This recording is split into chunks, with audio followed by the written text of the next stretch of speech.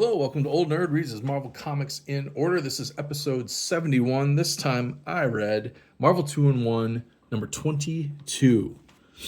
This copy, pretty nice. Not a lot of creases at all. Back cover's pretty white and shiny.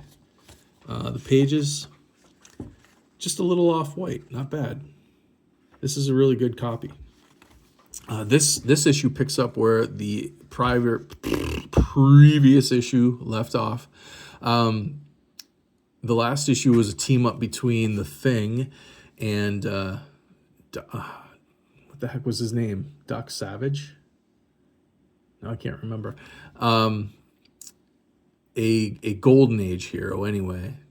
Who was it? Doc Savage, the Man of Bronze? Is that his name? It's like an old pulp hero that was in the old pulp magazines, kind of an early superhero. I think he predates even Superman. I'm not sure how Marvel got the rights to publish that, but they did, like, in this time period. Like, he showed up in this copy of Marvel 2-in-1, the previous issue, and I want to say that there was like a Marvel magazine of Doc Savage, Man of Bronze, but I can't remember. But anyway, this issue picks up where that one left off, and that's with Black Sun, the villain. It was kind of a long, convoluted story. Like, it started in the 1930s with Doc Savage. There was a doctor who was doing research with a telescope, and then his son picked up the mantle in the time of the Fantastic Four, and he ends up becoming Black Sun. And Black Sun, last issue was his first appearance, of course, and Black Sun is going to go on to become the Nth Man, as who told me? Oh, Papa Rick. Papa Rick told me that. And I looked it up, and sure enough, he was right. And he goes on to become, from the Nth Man, he becomes some other character after that too, and I can't remember the name of him, but or where he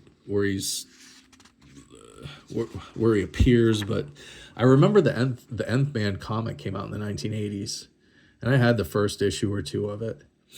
Don't remember much about it, but one of these days I hope to get there during this series and reread it so I know what it's all about. But this issue is jam-packed. We got not only the Thing, but we've got the Human Torch as well. This is Black Sun's sister. Oh yes, and who's our creative team? We've got Bill Mantlo doing the writing, Ron Wilson on the art, with Pablo Marcos inking him, Karen Mantlo doing the letters, Bill Mantlo's wife. Colors by Don Warfield. Don't recognize that name. And of course, Archie Goodwin is now the editor-in-chief at Marvel. Or maybe he's just the editor of this book, but I think he was kind of like basically the editor-in-chief. Like Roy Thomas, he's the writer and the editor on his books. I think, is Len Wein that way? Jerry Conway is. But like Bill Mantlo must be he doesn't get that privilege, so Archie Goodwin's editing him. But I think Archie's like the editor of everything else that all the other writer-editors aren't doing. But the premise here is we've got to save Black Sun. We don't want to kill him. It's his sister, and she doesn't want him to die. So the Human Torch is able to infuse some of his heat energy into him to sustain his life while they can get him to the hospital. And at the hospital, we have Don Blake, who is Thor's secret identity. He's right in the middle of an operation. And here we have some nefarious dude show up at the hospital looking for Don Blake. And he just looks at this nurse who won't let him see Don Blake. He just looks at her, and she passes out, which prompts this orderly to come over and manhandle this guy.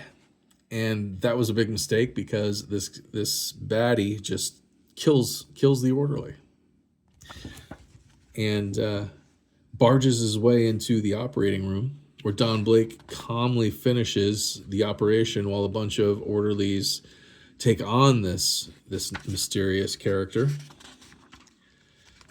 but eventually bashes his way right into the operating theater, and they wheel out the patient just in time. Donald Blake has finished the operation just in time. Very sensitive operation. The baddie, who does not have a hand on his right, which should be a clue if we had been reading Thor, I think, at this time, which I don't have any Thor comics this early on in my collection. But that would be a clue for anybody who's reading Thor at this time. This guy knows who Don Blake is, tells Don Blake to grab his cane, which when Don Blake takes his cane and hammers it on the ground, it turns into Mjolnir, and he turns into Thor.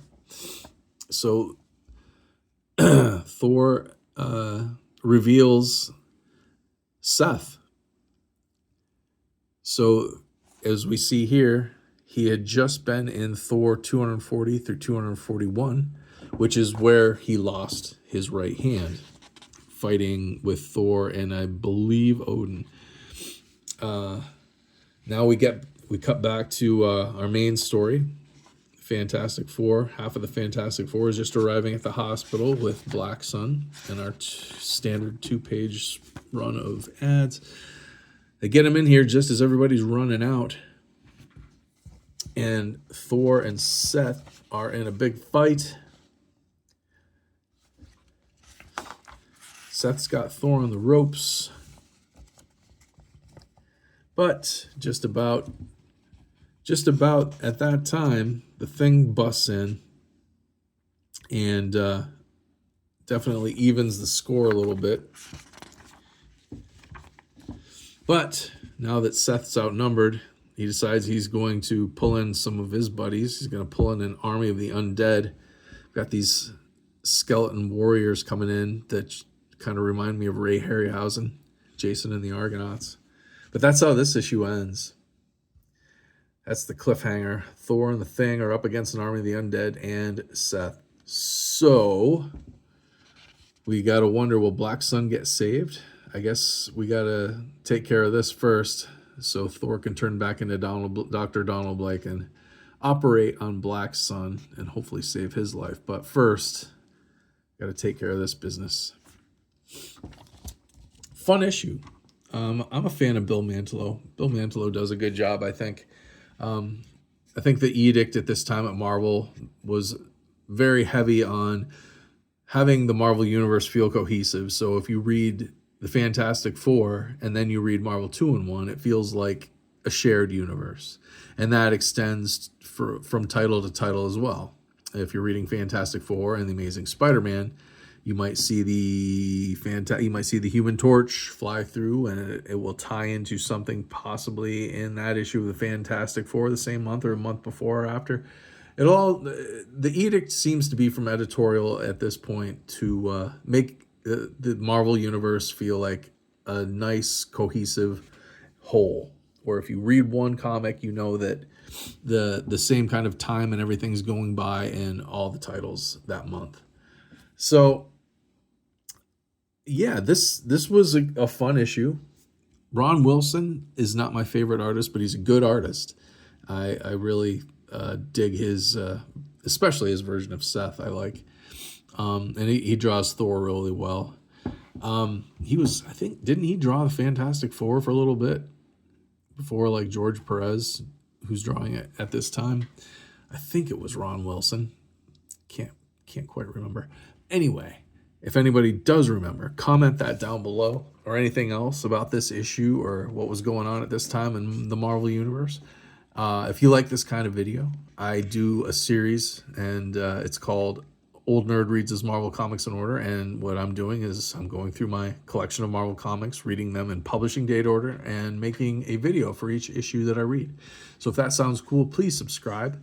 And if you would, give me a like, share it, and stick around for more. I got a long ways to go. And thanks for watching. I'll see you next time.